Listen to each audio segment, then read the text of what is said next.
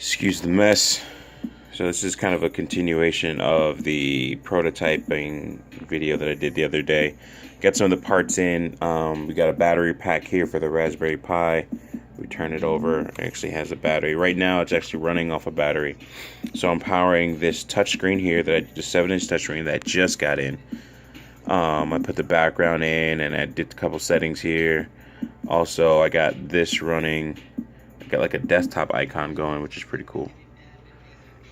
So you double click on that, it actually puts the dashboard back up. It actually shows that it's actually charging on battery.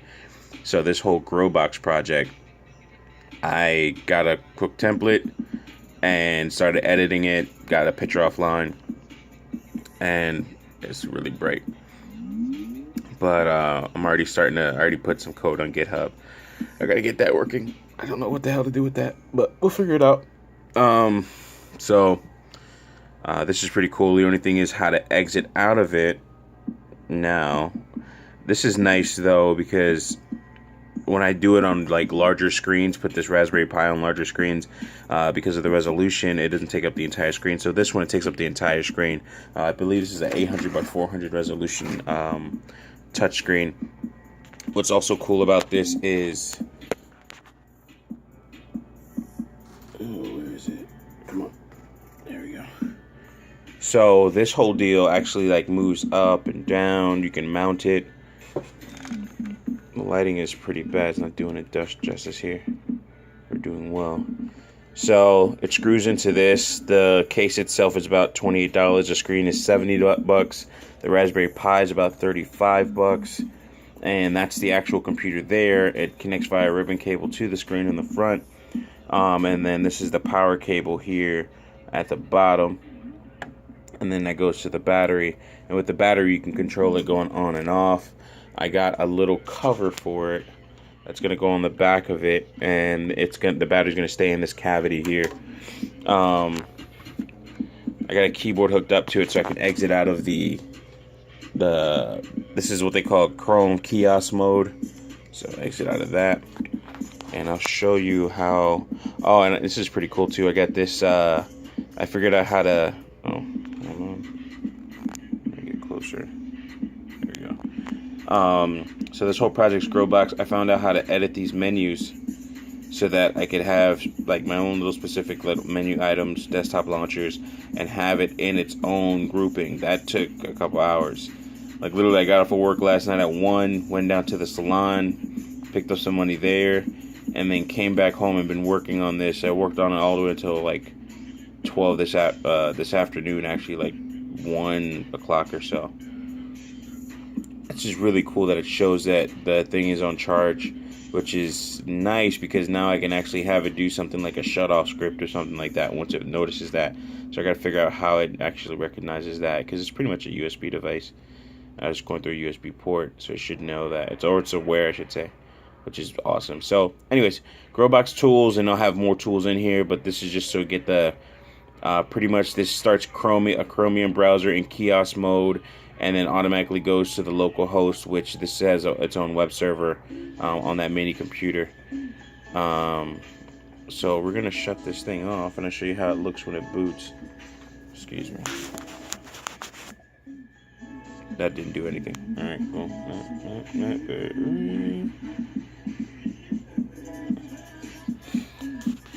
So, did a quick shutdown here. And on this actual battery pack, it actually has a, again, it's still running on the battery, which is nice, and it's fully charged. So, on this battery pack, it actually has an off switch. And it's going to always be on because it'll be in this little cover here, the shroud. And I'm going to Velcro it to the shroud. I have to buy some right-angled USB cables. I'm going to buy them different colors, so that'd be kind of cool. Actually, it has 2 output ports, and then, of course, the 1 input port for your charger. I'm going to just have that wire ran in there, which should be pretty nice. You can do it a couple ways, too, like, I'll explain that later, but there's a couple ways you can do this, because this screen actually has an actual USB port out, and I want to see how that works, see if I can actually get power from that, and then wire it into the Raspberry Pi so they just daisy chain from one another. I don't know. maybe something I want to do. Boom. So click on the on switch. Raspberry Pi shows that it's charging. Again, that's really cool. I didn't know it was going to do that. This is the splash screen for Raspberry. Very fast. As far as executing time, this is the Raspberry 3B. I think, yeah, the 3B Plus. And as you can see, it loads the desktop. Give it a moment. I cut down as much as I could, and I started writing the installation guide as well. So, gets into the desktop, and then I was just saying it's very fast. What happened? Weird.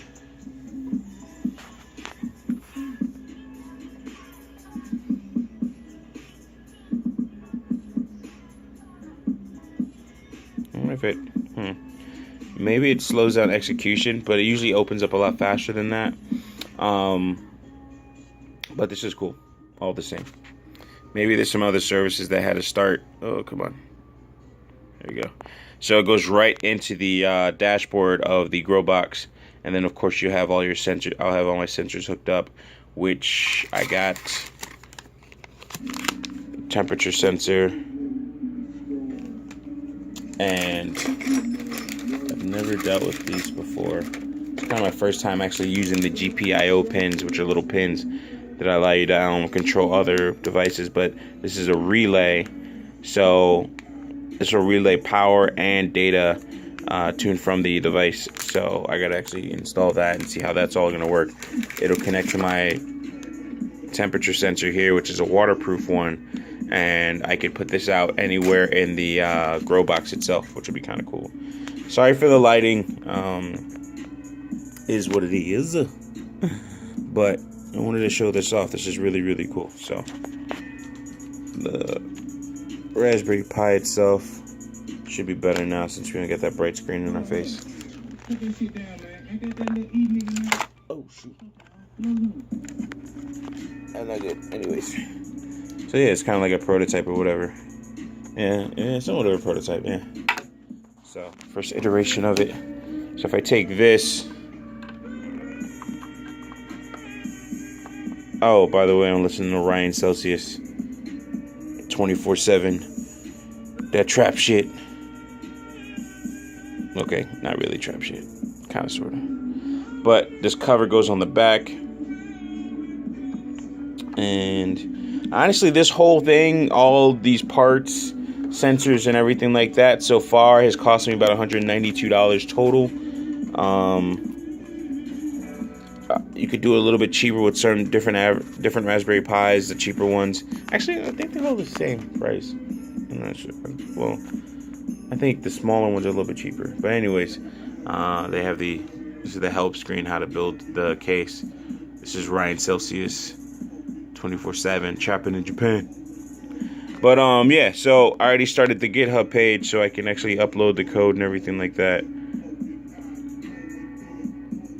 But this is honestly what I was talking about in that last planning video, where I was just doing a brainstorming session on how everything's gonna work. This is just a physical build, and then I gotta do all the connections, and then actually figure out how all this stuff is gonna work. This is actually the easy part, to be very honest. You know, so let me get out of this. I'm thinking maybe it's running in a low power mode because it did not execute that as fast as I thought it would. In fact, let's do this.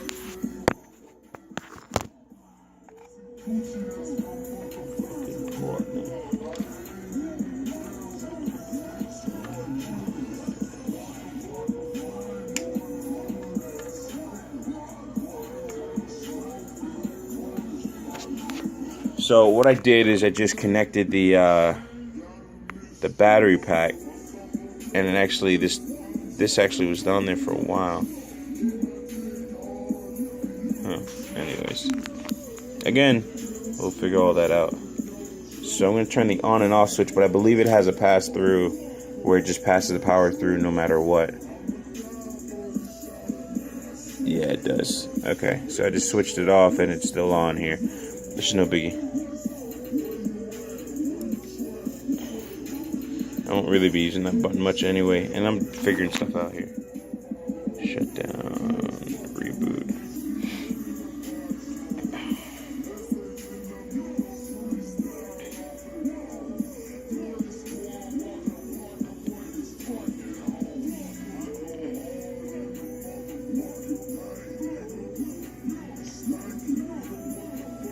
Boot up process fast as before.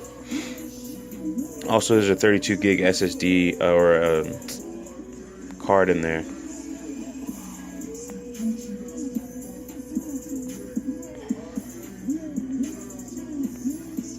That's a lot faster. I think it actually recognizes whether it's on power or not, and then goes into a power saving mode. Again, this is all testing, but that's actually really, really good. Yeah, I'm actually, there's so many, like when you start finding these things, if I click here, when you start finding these things, and it goes to our website, and actually the way it works is if I swipe this way with the Chromium browser, it does this. It's not something special I did, but here's the GitHub page.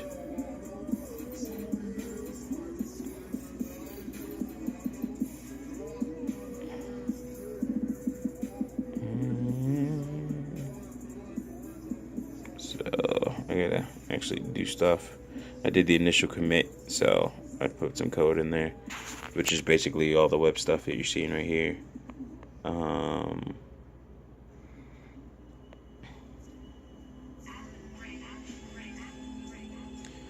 Confluence, I use that for documentation of like all my projects. This one, no different. This page usually takes up a while to load, especially on like a lower end, smaller processor or lower powered processor. You'll see it where it takes a while to load all this information, because this website's, I'm sure, giving off a lot of stuff that you have to process. But essentially, eventually, we want something like this, and this device here will be the head for it. It's going to control the lighting, irrigation systems, cooling systems, with the heating, turning things on and off. Canna Business Chat, shout out to Ulysses in the group. Everybody in the Black Brain Trust. This is the planning video that preceded this one, of course, talking about, this project. I got a couple things here for installation. I just started working on this, like, what packages that need to be installed.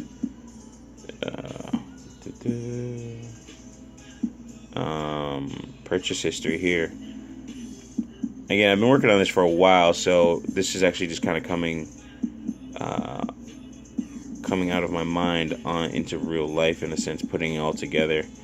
But of course, I'm building on top of a lot of other stuff, so that's already been done. Especially like the Raspberry Pi project has been crazy since it came out. But this is the price for everything. The container, this is some stuff. Automation. This is like future plans for automation. Also then, Farm by Genesis is something I kind of want to put into this. That's a ways away. And then links. So, I think this is just a video about shipping container, how to use framing. So, again, essentially we want to have like a 40-foot container, and this actually control that entire 40-foot container. If I wanted to go back,